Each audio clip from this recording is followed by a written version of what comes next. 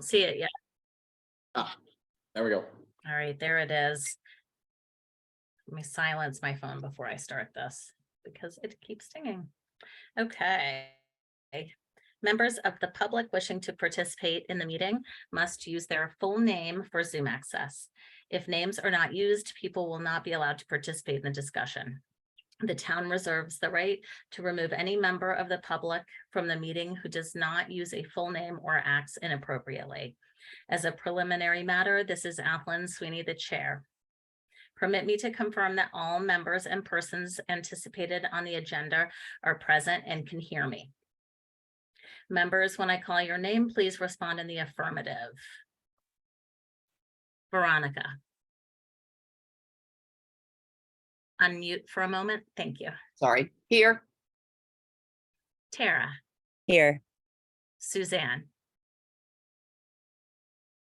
Oh, here. Sue. Here. And Amanda. Here. Staff, when I call your name, please respond in the affirmative. Town Committee number 3, Jericho. In attendance? And anticipated speakers on the agenda, please respond in the affirmative. Tracy. Yes, yes. Thank you. Now I'm going to go to my recording.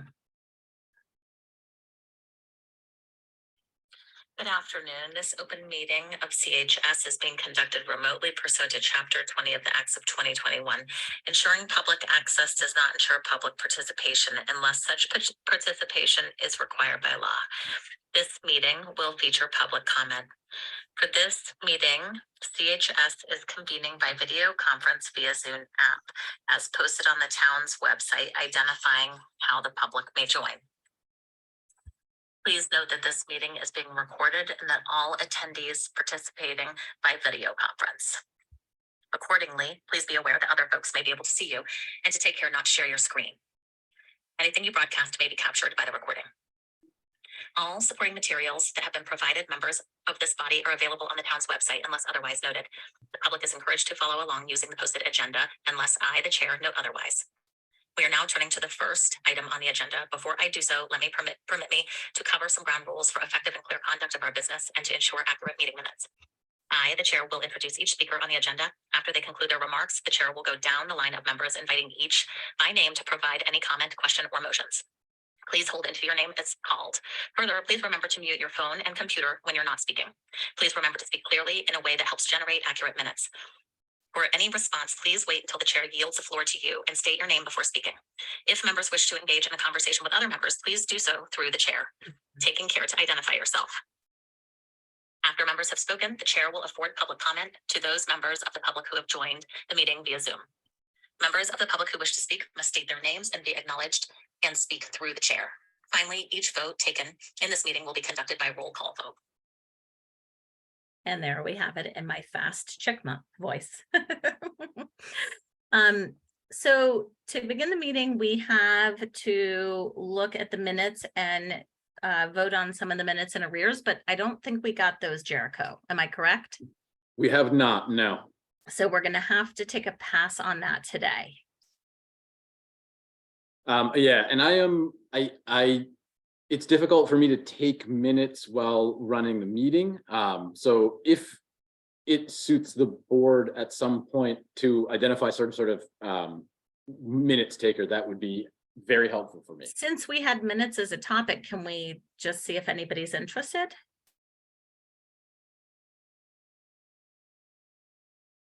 Jericho? Oh, yes. No, you Is that can. okay? I was waiting. Yes, yes, you may. Okay, I was more asking, is that okay? No. As far I thought as you were other- asking. I thought you were asking the group, and I It's was like it was crickets. Yeah, no. Okay, is there anybody who feels like they can make it to every meeting and take minutes during the meeting?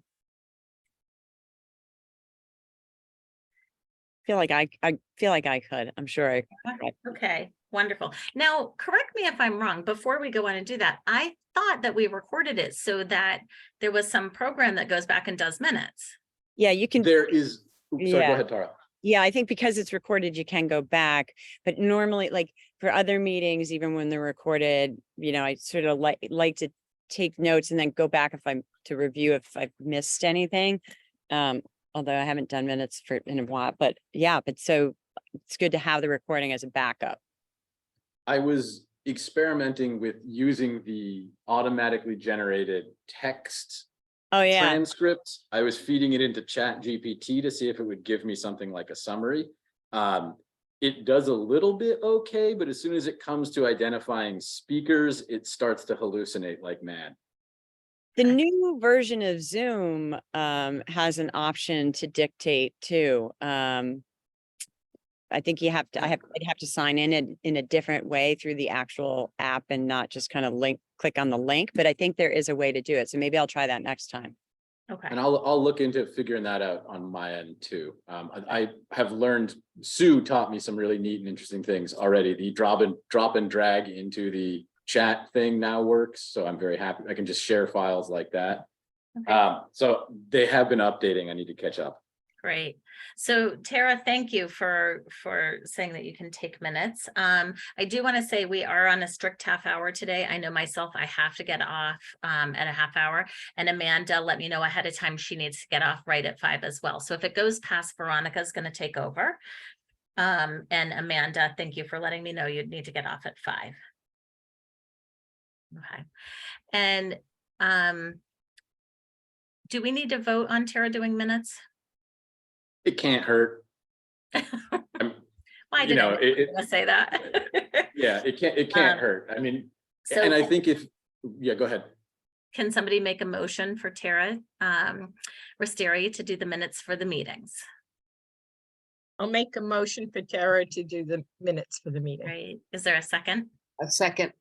Okay, and I'll take it by roll call vote. Suzanne, Yes. Veronica, Yes. Amanda, Yes. Sue, Yes. and Tara, do you vote for yourself? Yeah, yes. And I'm a yes. So that was unanimous for Tara to take the minutes for the meetings. Thank you. And the next item on the agenda is we have Tracy Nichols, who's here from the Nantucket Resource Partnerships to talk about what they're doing. So we're really excited to have you, Tracy. Thank you. Thanks. I'm happy to be here. Is it okay if I share my screen? I do have some slides for you all. Yes, Let absolutely. me just make you co-host real quick.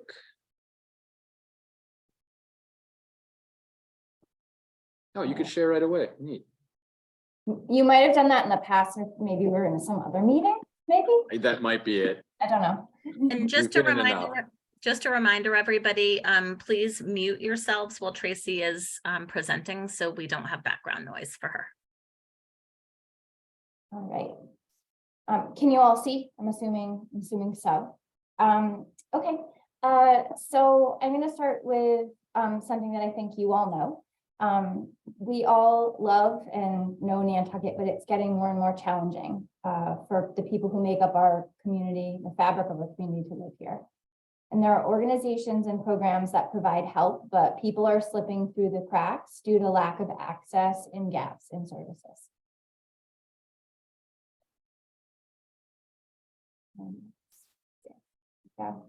So Nantucket Resource Partnership is building a healthy island by developing community-wide systems to evaluate and coordinate the social services our island needs.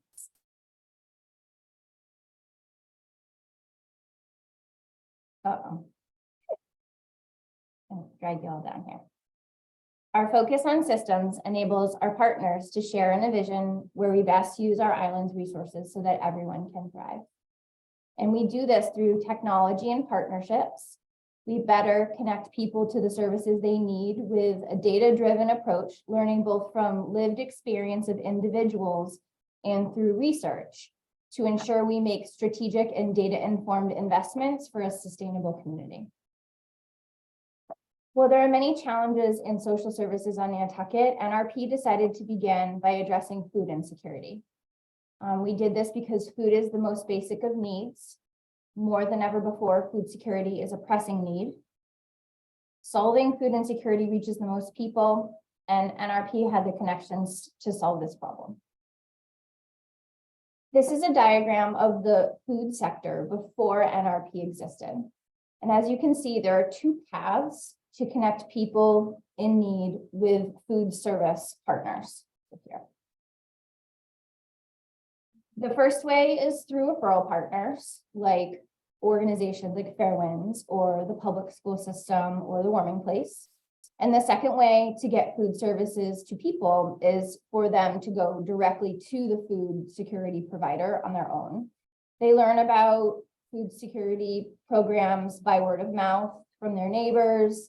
And then it's up to them to travel to the correct location at the time that location is open to enroll in a program.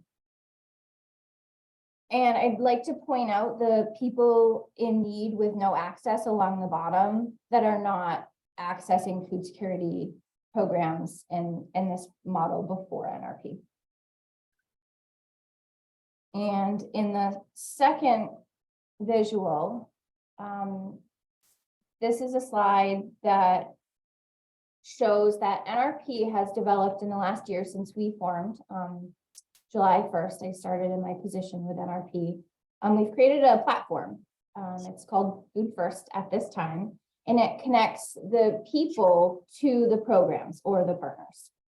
And this platform is a digital solution that allows referral partners to gather information from the people in need, refer them to the correct food security partner or program, and make sure that people are getting the services that they need.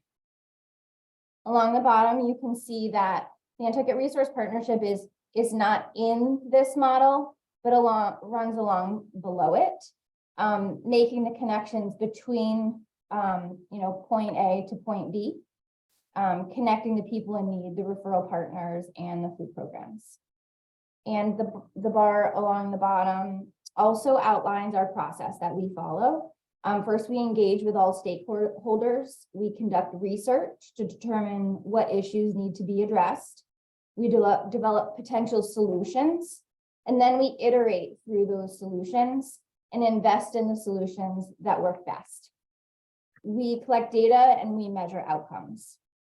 Over the last year, NRP also established an advisory committee. And this group of volunteers are people with existing knowledge of the island's social services. They're well connected and trusted within the diverse communities that we serve. And NRP meets regularly with our advisory committee to get advice and counsel.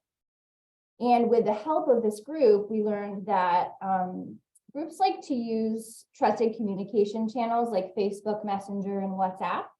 And kindly, we've been invited to those to be able to share information within different communities. And these members of the advisory also share on our behalf within these trusted channels to encourage people to seek services. And this outreach then includes the people in need with no access. NRP has trained a growing list of referral partners and added more food programs and partnerships to the platform. And the platform survey, it gathers information necessary to make the appropriate referrals. And I have on the next few slides a bit more information about the questions within the platform. But right here are the groups that are so far part of the partnership. In Food First, the first question that is asked of the individual or family is what type of food related service would benefit you the most? So for example, I might use Fairwinds as an example. All of the clinicians at Fairwinds have access to this platform and are trained so that if they're sitting with somebody who shares that they're struggling and they're stressed, they are not sure because their partner lost their job, what's going to happen in terms of food access for their family, the clinician can open up the portal and ask this question of their patient. And they can click all of the answers that match for them, which food programs they would benefit from. And we're able to see over time how people are responding to this question. So 84.6% of people in the platform so far are saying that they would benefit from groceries, and 62.2% of people, this is as of last week, said that they would benefit from money for groceries. There's also questions about hot meals, cold meals, group meals. The second question relates to how necessary it is to have delivery. So we collect information about that. Third question, how much input do you require on the kinds of food your household eats or prepares? And this is really related to medical needs or, dietary restrictions, allergies. Next question looks at other types of social programs that people are connected to. And this is helpful because if they're not connected, we can make connections for them. This question relates to items that are more, toiletries or baby supplies. And this is helpful, to make a connection for a place like the baby center at the Family Resource Center, or, informing the pantry about possible need for items in addition to food. This last question is pretty powerful. What are the reasons you have for not participating in some available food distribution programs? And this one, I included some data for you. This is what we were seeing as of last week. 56.4% of people are unsure about programs, or 19.1% of people are unsure about how to sign up. So this is good information for us to better understand what's going on for our community. It also tells NRP that we're moving in the right direction to increase access and make connections so that these groups who are individuals who are unsure about what's out there, we can make some strides to be able to spread more awareness and increase access to food programs. This is another slide of something that I can see on the dashboard where I'm looking at the number of referrals that are going through the system. We can look at the last 30 days, how many individuals, and then how many referrals were made. Pending might mean that someone hasn't been able to make contact with the individual yet, but they will keep trying. And one really interesting fact, and what I love about the system, is when an individual is referred, at that time, their status would be pending. But when the food program makes contact with them and they've been enrolled in a food program, they can switch their status to helped. And I remember from my time at the community school, so often I would hand somebody a flyer in hopes that they would make their way to the program that I was trying to connect them to, but I never really knew if, if that contact was made. So in this system, the clinician, for example, could go in Food First and see if their client was connected, and the next time they see them, check in and see how that's going, but have relief when they see that the contact has been made. This is both a visual of what's happening now for us and where we'd like to go in the future, but I wanted to spotlight this section here around new food services. So since we formed last summer, we've been able to work in partnership. Ruth and Tim Pitts had come forward and shared with me about their hopes and dreams for how to support the community, and knowing that they were cooking meals for St. Paul's on Wednesdays, I inquired about their capacity to increase the number of meals that they were preparing. And in a separate conversation, had talked to Janice at the pantry, where she was saying that the food is starting to go so quickly that when they go off island to the Greater Boston Food Bank, the first and third weeks of the month, the shelves are cleared and the refrigeration is empty by the end of that week. And that weeks 2 and 4, the refrigeration sits empty. And so I said, well, would you ever consider having prepared meals that pantry clients could take with them? And she said she'd be open to it. They started at 30 meals. They partnered with Ruth and Tim, and that now they're up over 150, 180 meals or something really wild. But that was something that we saw as a major success by facilitating conversation and understanding organizations' needs and the capacity of those within the community to support our gaps, how we could bring things together. Another program that we were able to develop further was the Send It Box program that Health Imperatives partnered with Pip and Anchor during COVID to get 15 boxes of produce to people in the community. we've been able to scale that program up to 80 boxes per week. So 80 boxes go out either in the form of pickup, where clients come in to Pip and Anchor Fridays and Saturdays to grab their produce, or there are 30 families that receive delivery on Thursday afternoons, making 80 total, but impacting over 286 individuals within the family units, and sometimes more, because there are weeks where someone reallocates their box, and we partner with the Homestead, where Chris Roberts picks up the box, and he actually prepares the vegetables in the box to feed all of the residents at the Homestead. And additionally, we're partnering with Landmark House when there's reallocation. They pick up the vegetables and they portion them so that people can come to the kitchen of the Landmark House and gather, the items that are appealing to them. So we've seen this program to be a major success, and there is a growing wait list. People are really interested in the produce, specifically locally sourced produce, really high nutrient levels, and we're seeing major health impacts, mental health impacts, physical health, and so this has been great.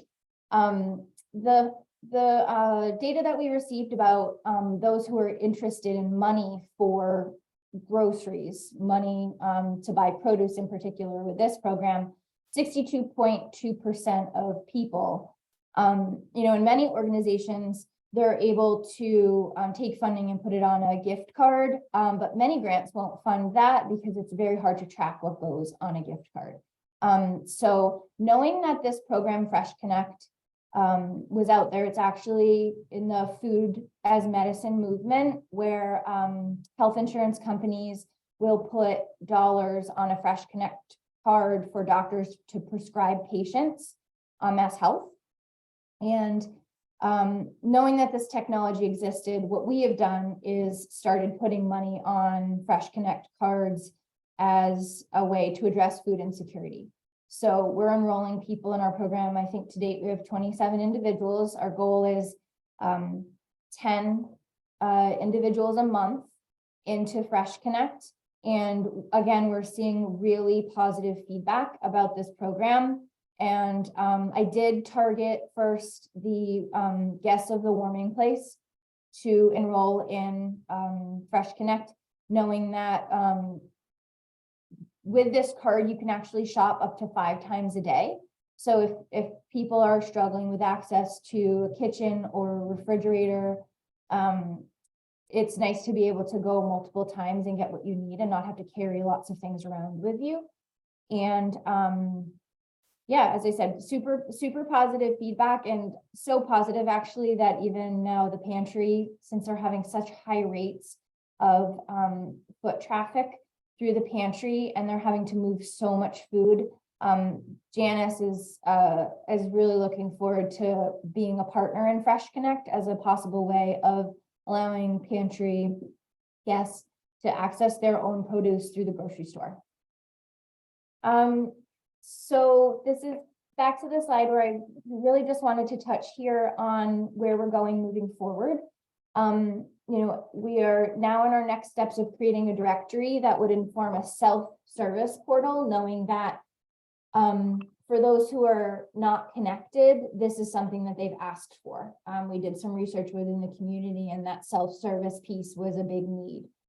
So that maybe a trusted person, or if they're accessing information from a website, allows them time and space to go through this self-service model on their own to be referred to food programs.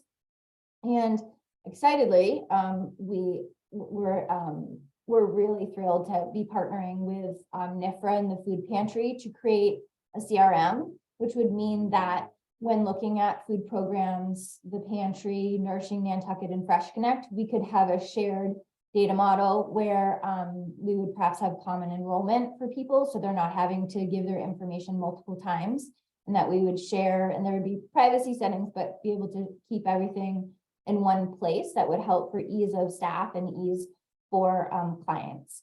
And this piece about a scorecard, we are planning to create a scorecard that will help us gather information and show data for the entire community and progress being made within the food sector. And I think my last slide is just a little plug to let you know that Stop and Shop's, both of Stop and Shop's locations are directing funds from the May 2023 Food for Friends campaign to NRP to support the Fresh Connect debit card pilot. So I will happily take questions. Tara? In terms of the data that you provided twice, a couple times, what's the N on that? Like how many people were answered the survey? So it's the number of people that are enrolled in the So platform. everybody who enrolled actually answered the survey so that you understand that we were able to understand the percentage of people and their needs. Okay, so it's everyone. Yeah, and for some of them, they chose not to answer. So at the very bottom, there was a little percentage of people who were choosing not to answer. But for the most part, we're getting really honest feedback because most of these people are responding as they sit with their trusted person. Yeah. I mean, I have a second question about the Fresh Direct cards. How is it that how is it monitored? For example, if somebody uses it at Stop and Shop that they don't purchase, are they allowed to purchase things like beer? I mean, how is that? It's the way that the technology is developed. They can only purchase fresh fruits and vegetables. We had somebody who just was trying and they grabbed some frozen blueberries and it didn't work. Oh, So it's just the way the technology is developed in the partnership between Fresh Connect and Stop and Shop. They are looking to expand Fresh Connect to lean protein and whole grains in 2024. So that's exciting as well. great. Thank you. I'm going to take a moment. I don't know, we have lots of questions. Before I exit, because it's my time to say goodbye. I just want to say, it sounds like you guys are doing an amazing job. I love that you're really trying to find out what people are looking for and actually meet the needs. Really appreciate that. Jericho? Just before you dip, will we have a quorum to end this meeting when you leave? Yes, I think we do. Okay. 1, 2. 1, 2, 3, 4. Yes, we're good. Do we I need? just didn't want 5 another though? hang. Is it 5? It's no, we're 7. Wait, hold on. We're a 9-member thing, aren't we? Yeah.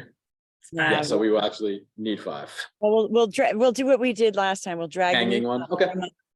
Oh, yeah, we can do it and we'll do it next time. Okay, wonderful. Veronica, you got this? Thank you. Thank you, everybody. Tracy, thank you so much for coming and presenting on this. It was really helpful. Yeah, amazing. Bye, Thank you. Okay, bye-bye, Athlon. All right.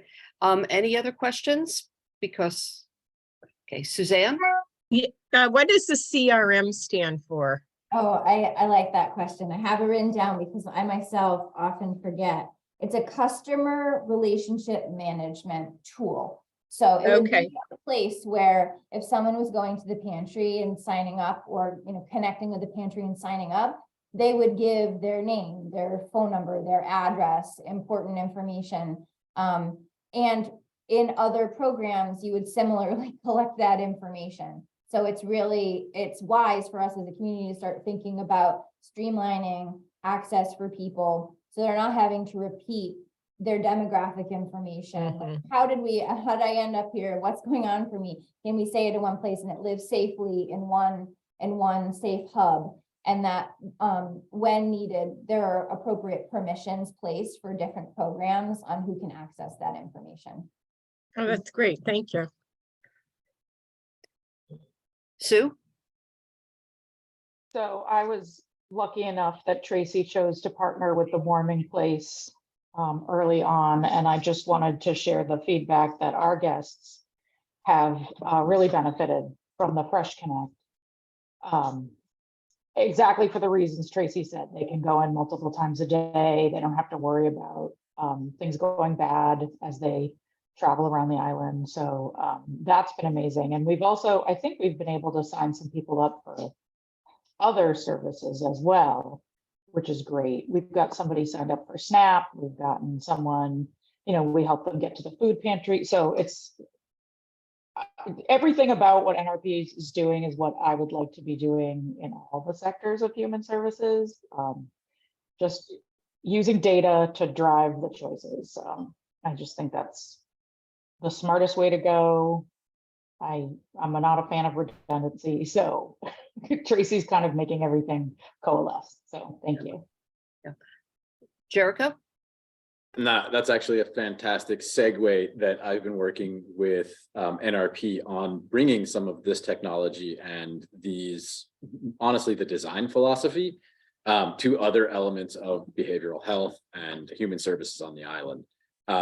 I got very lucky. The first break I had from COVID, I ran into some of the principals for the people working on this project.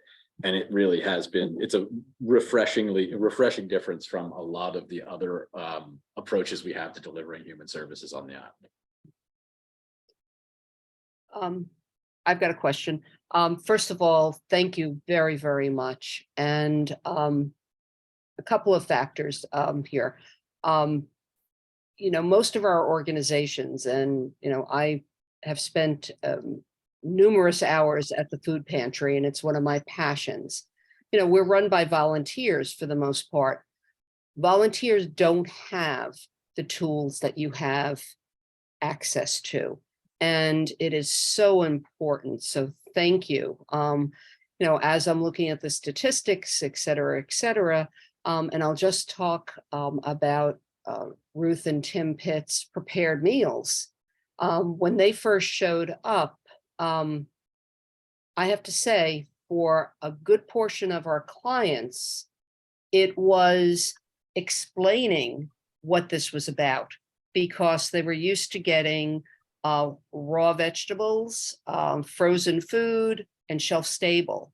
And sometimes, I feel at a disadvantage because I don't have the full access to language with some of our different clients. So the way that I was able to explain it is, if you go to Stop and Shop and they have the chicken that's cooked, this is what this is. But it was a education of the clients.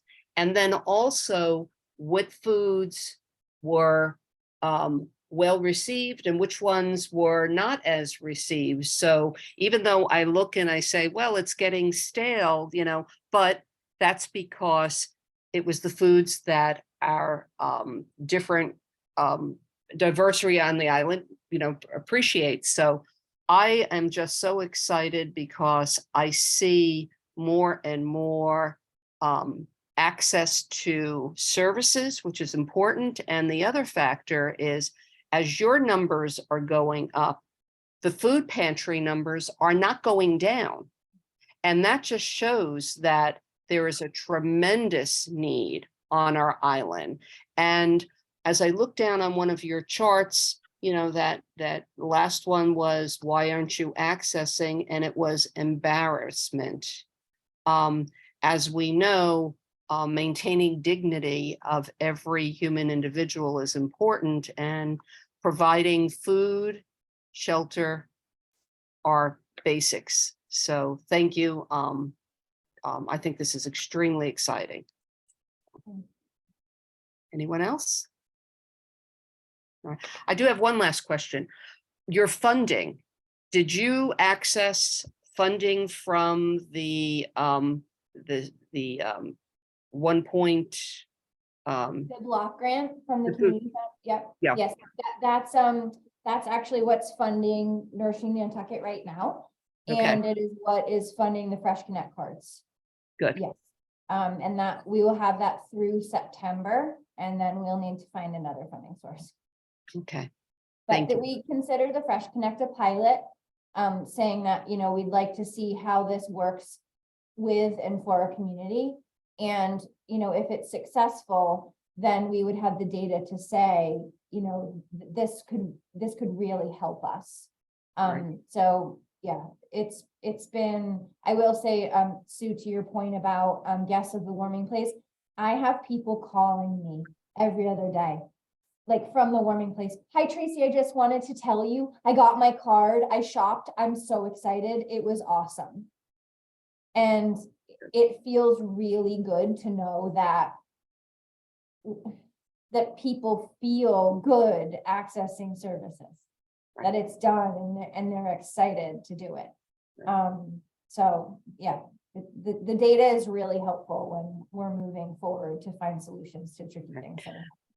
Do you have plans for expanding? What is your plans for expanding to the next area outside of food insecurity? Well, my hope is that in the next year we're able to accomplish some of the goals that I had shared on that slide around a directory that feeds to a self-referral, and then that we're able to look at a scorecard for the community. If we are able to show that we've done food in a really systematic way where we have great progress and data to back up our process, then that process can be replicated with other sectors. And so I've started to spend some of my time kind of leaning into the other sectors so that I'm just aware of what's going on in some of those conversations, looking at where our process can be applied to another sector. But a lot of that is really, right now we're a staff of one. We have a really devoted, hardworking board. And so we can, we've moved quite quickly for a small organization, but we have fundraising to do. And so, we're really hopeful to be able to make an impact on other sectors, but, when the time is right. But, like I said, I've started to have conversations with the senior sector and look at what's going as their convening, and eventually I'd love to really dive into what's going on with childcare and youth. I think being two separate sectors, because the age is really, they have different needs within each. And, I have been able to kind of be part of what's going on with behavioral health to support some of the information just in terms of services that are out there. And looking at this concept of a directory and how are we providing information to the community to increase access. So yeah, we're hopeful, but we also want to remain focused on, taking our time to make sure that we're really thorough with what we committed to. Thank you. Thank you very much, and appreciate your attendance today and your presentation. And we look forward to seeing how this continues down the line. So Thank you all you. so much for your time. Thank you, Tracy. All right, thank Have you. a great night. You too. All Thank you, right. Tracy. Bye. Okay, next on the agenda is an update on the Youth Behavioral Health Grant. And happy to report that at our annual town meeting on Saturday, funding for this project, which is $175,000, was put onto a technical amendment, and the membership or the voters at annual town meeting overwhelmingly supported this. So we are marching forth, and this past week, and thank you, Sue. Sue is now fully participating in this. We met, and the next step is developing a RFEI, which is I have to stop and take, so it's a request for information, request for expressed information. Do I have that? No? Request for expressed interest, I believe. Okay, is that it? Interest. Okay, so not information, so expressed interest. Interest. It's Okay. it's essentially a document that will collect what so that we know that there are people interested in applying for this grant and what their product will be. Okay, and just in a nutshell, one of the big things that we've talked about right from the beginning, we want collaboration in this grant. So you have to have at least two organizations collaborating when we get to the grant process. The RFEI will be published in the INCI next Thursday and run for 2 weeks. And the deadline is June 8th, I believe, which is 3 weeks from today, which is a Thursday, for us to gather those. And from that, we will then be also developing the RFP, excuse me. And that we're hoping the timeframe on this is for fiscal year 24. We are realistic that it's not going to be starting on July 1st, but we're hoping that we have programming in place for September.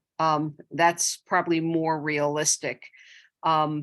Another exciting part of all this, one of the things we've talked about, and we haven't nailed this down, is to maybe do some type of a gathering of all the interested organizations to meet in a meet and greet type situation, so we can maybe foster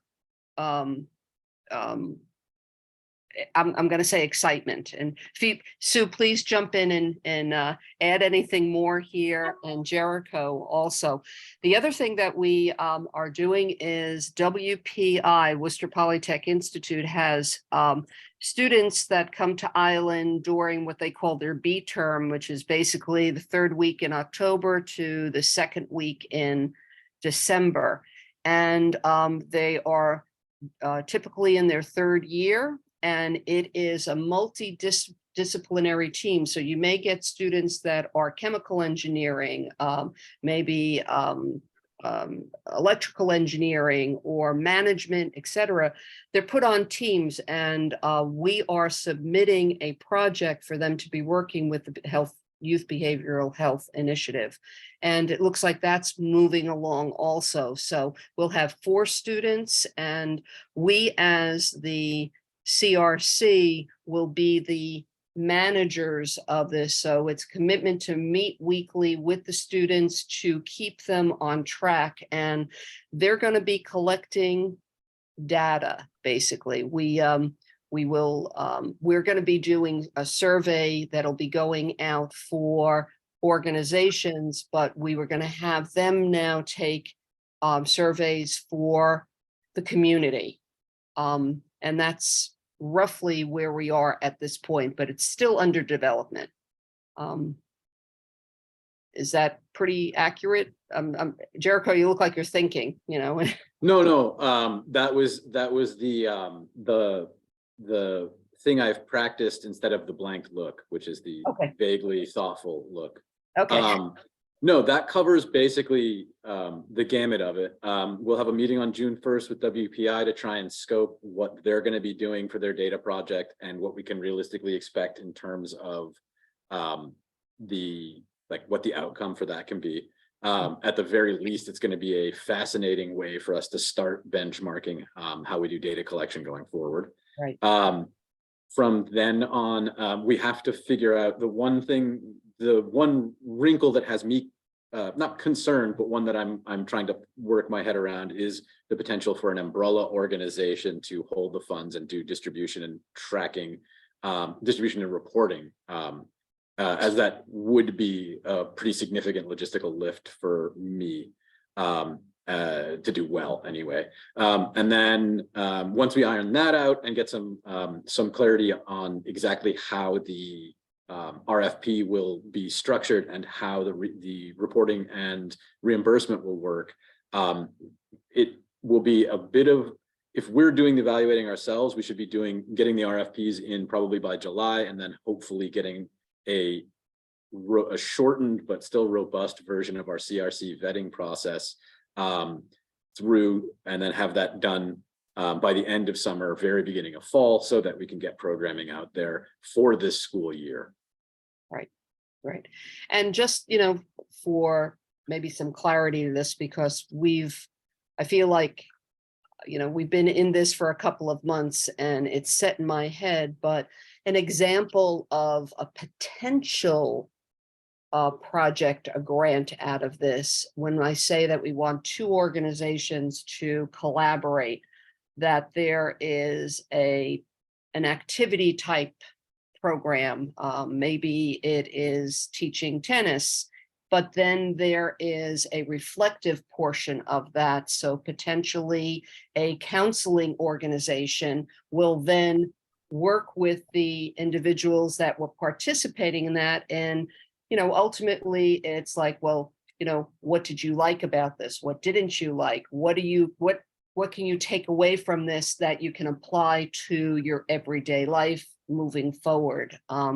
So that's just a 30,000 feet explanation, and there's loads and loads and loads of things we thought about. So we want to really get not just, of course, people who have gotten CRC grants before, we want them to apply, but we want to reach some of the other organizations on island to participate. So that's the reason why we're sending out the RFEI pretty wide, right, Jericho, to a wide list.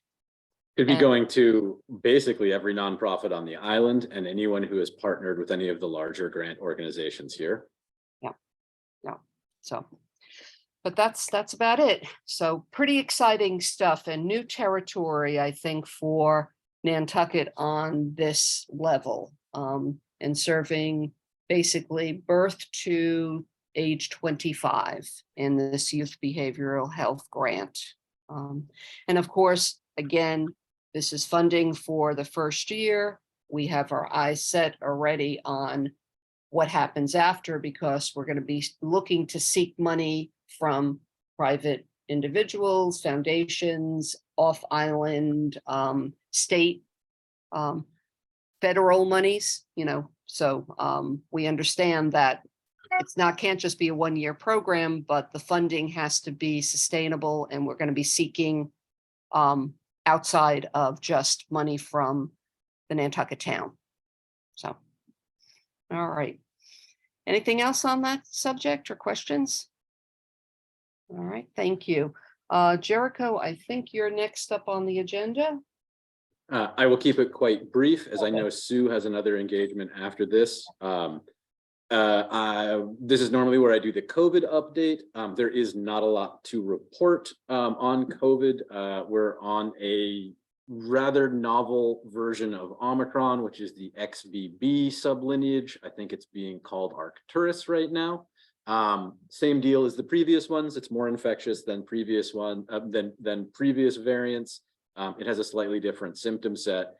It is driving probably most of the spread and ongoing fatalities around the nation, but we're in no particular danger here. There has been no measurable change in the wastewater results over the last several weeks, which have been at statistical noise as close to zero as you can get. So continues to be good news there. The one important COVID news that we have is that there are 2 more clinics scheduled for in partnership with the state.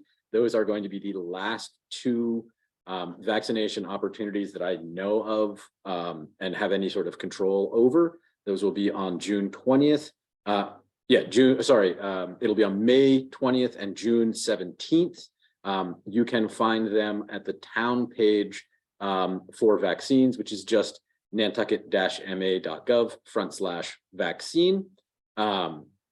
Been doing a little bit more work both with Nantucket Resource Nantucket Resource Partners and the Nantucket Behavioral Health Initiative, which has rebranded now as it is spinning off a independent 501c.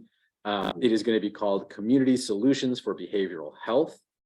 Tracy's actually participating in a continuum of care discussion that we're doing there with an eye to doing data and directory work there.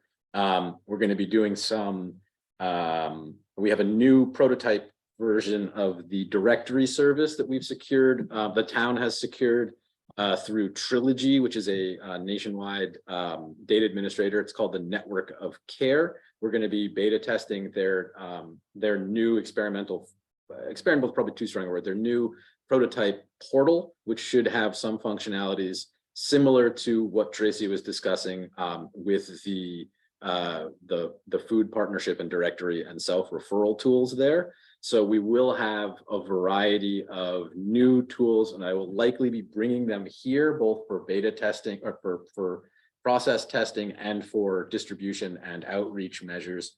Hopefully we'll get those up and going in June, I believe is when they're going to launch, June, early July, depending on when the engineering gets done. Other than that, not a ton to report. Partnering with the consultants that the town hired for PFAS to do some STEM related outreach and education, Boys and Girls Club and high school. There's some interesting stuff happening around some vocational school scholarship / educational stuff that is just crossed my desk. The town and the Cottage Hospital are looking for to work on a high school to nursing program that was piloted a couple years ago and lapsed over COVID. That is primarily it for me. That and just sort of getting trying to stay ahead of the CRC process and anticipate what financial complexities are going to emerge from that.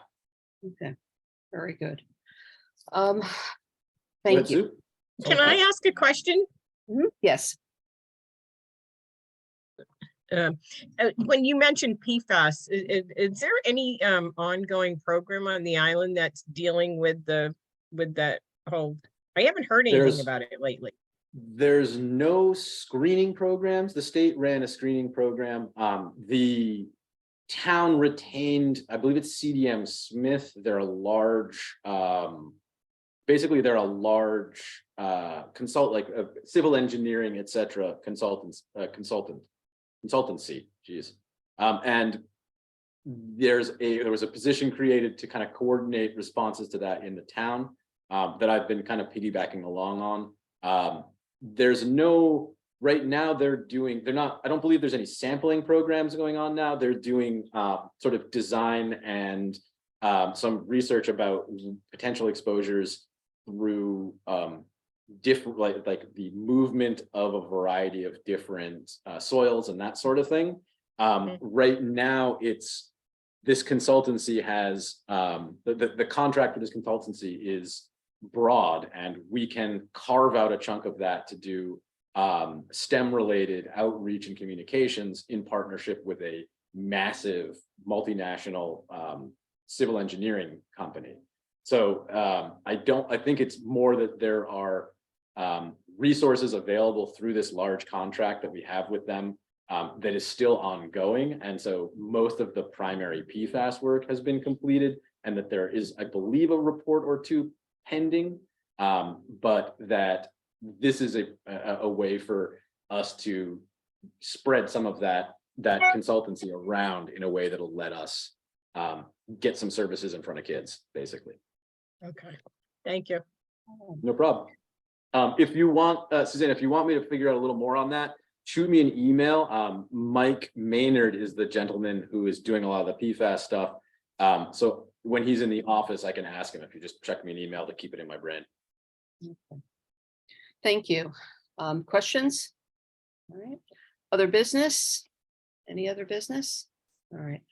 Jericho, I'm going to ask you, when is our next meeting scheduled? Because right now my head is spinning on, we had conversation last time and we were going to do 30 minutes and we're just coming into an hour on this. So Yeah. but I think that so- it was a wonderful presentation from Tara, Tracy. So, I'll take credit for that. and Tara, Yeah, go too. for it. And Tara, yes. No, I think we should we should probably talk either tomorrow or early next week. I know we were trying to move it to a time that was good. I think Jennifer had a persistent conflict with the time we were going to have it on. So I think we're now at we'll float a date. I think it was either going to be second or fourth Thursday from now on, potentially alternating if there's conflicts, but we'll send a scheduling poll out. Actually, it's a new thing that they just dropped in Outlook, so I'm going to test it out for you guys. Okay, thank you. Or test it out on you guys. Okay. I also, as we do not have a quorum, I believe we don't need to do anything else. Right, we'll just note that it's 5:29 and the next meeting, we have to remember that we close this meeting before we can start the next one. So, all righty. So thank you very much, everyone. Enjoy this beautiful day out here and happy Mother's Day to all the mothers and happy Mother's Day to people who serve as mothers for others too. So thank you. All righty. All right. Bye-bye, everyone. Thanks. Bye. Thank you.